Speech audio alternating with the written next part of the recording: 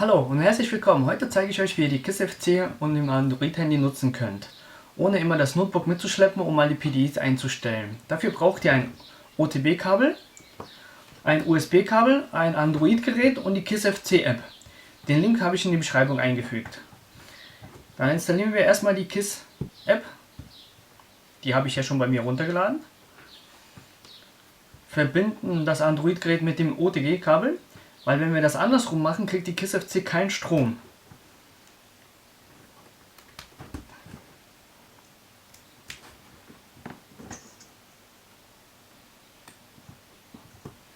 So, Verbindung besteht. Verbinden wir das mit der App.